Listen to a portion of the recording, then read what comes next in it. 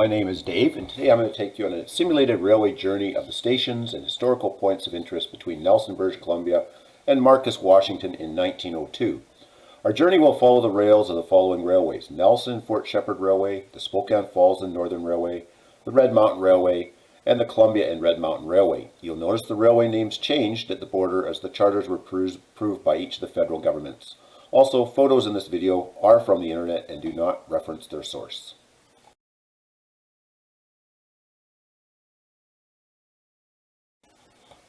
Our journey today will cover why build a railway to Nelson in 1893.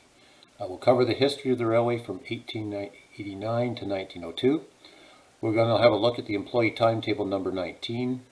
We'll look at the Spokane Falls and Northern engines and their grade capacities. We'll look at the simulation software build criteria, and we'll have a look at the simulation geographic map. Then we'll start part 1 of the simulation, which is the Nelson and Fort Sheppard, Nelson to Troop Junction.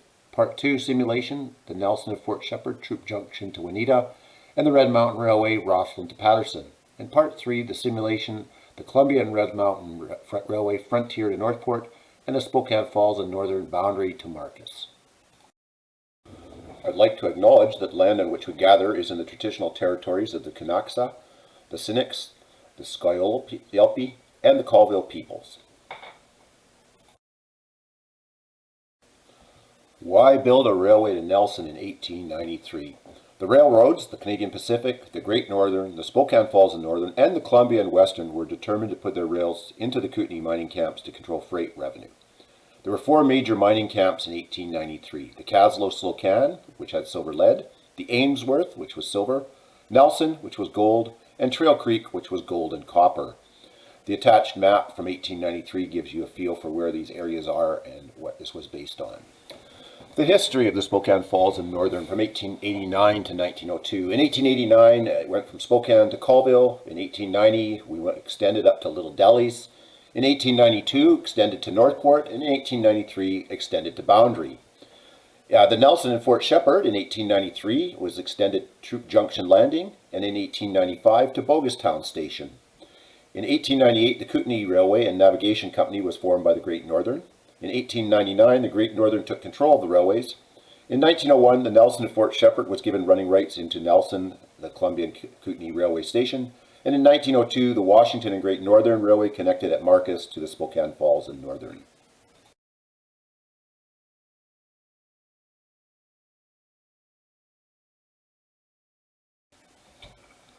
For the simulation, I've used the Spokane Falls and Northern Railway employee timetable number 19 from Sunday, September 10th, 1905 for the first district from Spokane to Nelson. This appears to be the oldest timetable available in the archives.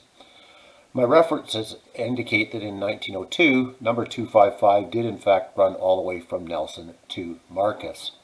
So for my simulation, I will be using the timeline of 387 and 255 from Nelson to Marcus, which gives us a travel time of 5 hours and 25 minutes. Engines 1 through 4 were 260s, which are now in local service. Engine number 5, 6, and 7 were 440s that were pulling passenger trains. In fact, 255, 256, 257, 258 were pulled by these engines. Numbers 8, 10, 11, and 12 were 460s that were used for freight, with engine train numbers 701, 702, and 707 and 708. Number 9 was a 280 that was used for freight and ore service from Northport to Rosslyn.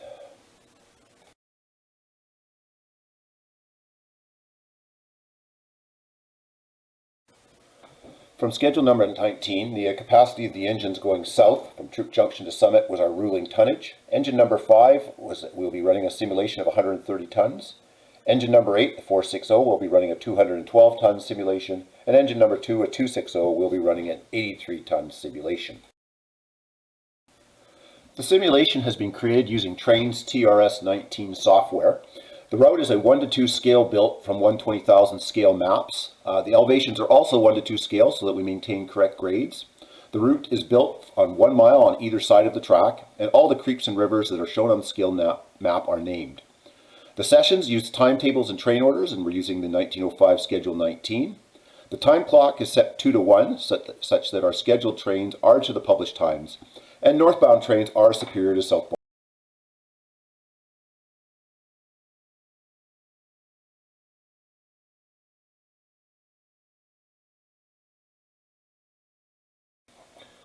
Our simulation map today starts at Kootenay Lake in the east. We have Spokane Lake in the north. We have Midway in the west. And we have Colville in the south, which gives us about an east-west of 160 miles and a north-south of 120 miles. Our journey today, we'll be starting in Nelson. We'll go up the west arm of Kootenay Lake, and then we'll follow Cottonwood Creek up to Summit. Summit, we'll follow the Selmo River down to Selmo. Selmo, we'll follow the Beaver Creek all the way down to the Columbia River. And we'll follow the Columbia River to the border where it meets the Pend Oreille River. Then we'll continue following the Columbia River down to Northport. From Northport, we're going to go up to Rossland, Red Mountain Railway, and we'll follow Little Sheep Creek and Big Sheep Creek back down to Northport. From Northport, we'll follow the Columbia River all the way down to Marcus.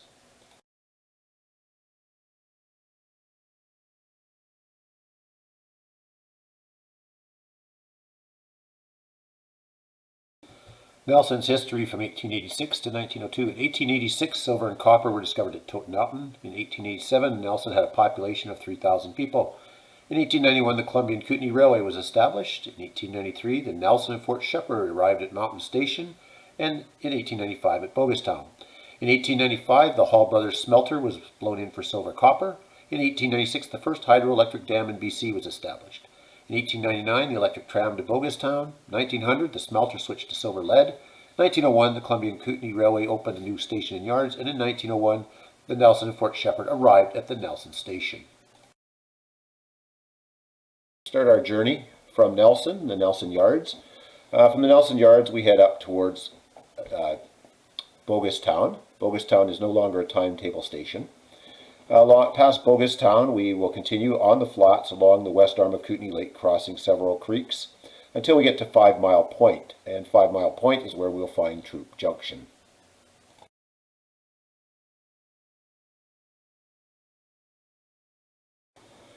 This is a drone view of the Hall Brothers smelters, which is on the bluffs above Nelson.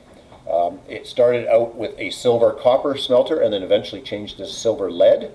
It's reached by 3 switchbacks from the CPR, coming off the main line west of the yards and climbing up the side of the hill. It's a drone view of the Nelson Yard starting at the west end. You can see the engine facilities off to the left. Below us are the switchbacks going up to the smelter. We have the main yards, and then we move towards we have the freight sheds, which are still there, the station, the repair off to the left, cross Cottonwood Creek, and then we have the city of Nelson. Okay, we're in the Columbia and Kootenay Railway Nelson engine shop. This is Spokane Falls and Northern engine number 5, a 440, and it's the train engine that we are going to be traveling on from Nelson to Marcus.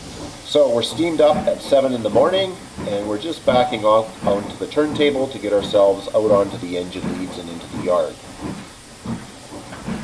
You'll notice up on the hill behind us, the Hall Brothers smelter, with all the smoke pouring from the stacks.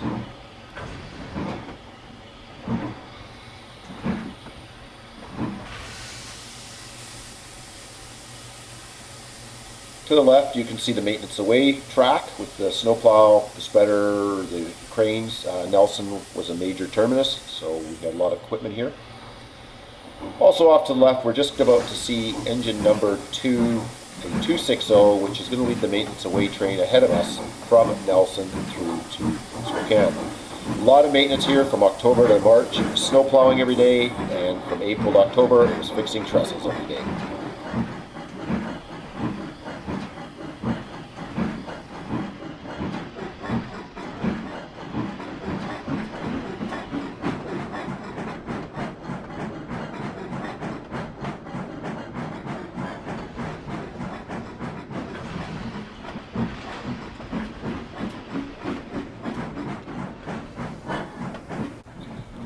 We have the Columbia and Kootenay Railway Nelson Yards in 1902 looking east at 7 in the morning. In the center bottom, we have Spokane Falls and Northern engine number 5, our 440, heading to the main line and then coupling to the passenger train on the coach track, and we'll couple to train number 255. Off to the left, we have Spokane Falls and Northern engine number 8, a 460, backing out of the engine facilities. and then it will couple to the Spokane freight train, extra number 8.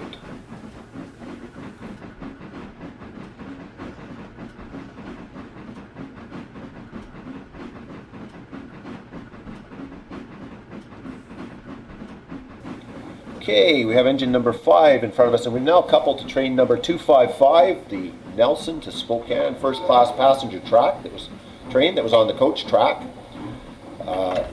So here we're now just going to be pulling forward to the station to load passengers, mail, baggage, and express.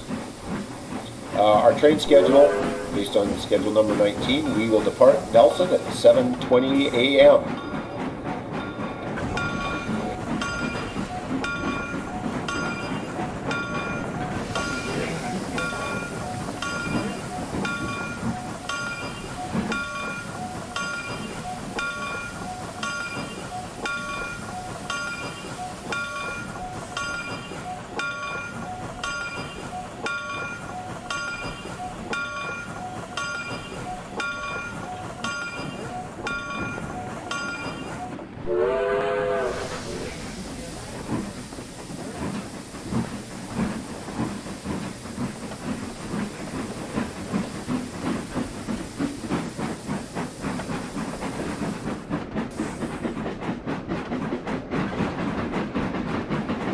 We have train number 255 passing Nelson Landing. Nelson Landing is noted because it is the location of the Prestige Lakeside Resort.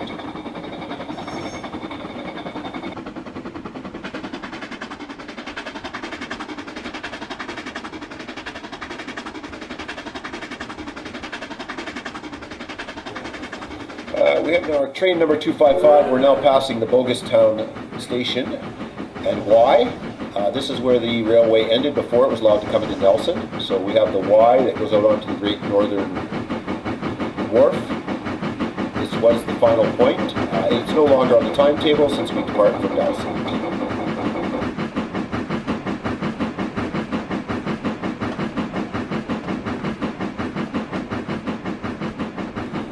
Okay, train number 255, we've cleared Nelson and we're now heading up towards Troop Junction, which is 5 miles away. And we're on the west arm of Kootenay Lake. We're in what I call an outside cab view here, so you can see where we're going. In a minute, we will jump inside the cab and you'll get a different experience in terms of what you can see and how you feel. My preference is to be on the outside of the cab so I can see what's going on. As you can see inside, it's very claustrophobic.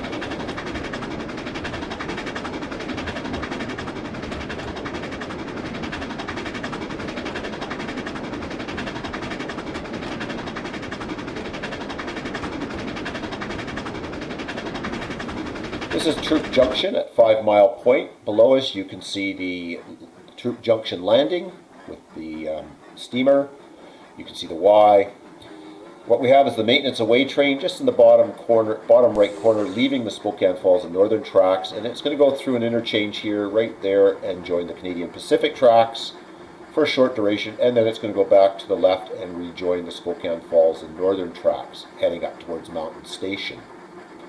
What you can the track that's in the center is the Canadian Pacific track, and off to the right you can now see train number 255 just coming into the Spokane Falls and Northern trackage. It'll head into the Y, down the tail of the Y, and reverse back into Troop Landing.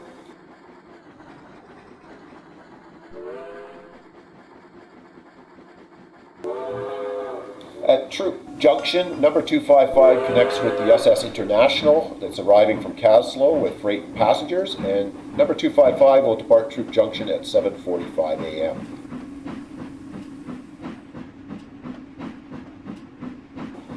Here we have the SS International actually departing Troop Junction, heading for Nelson Landing.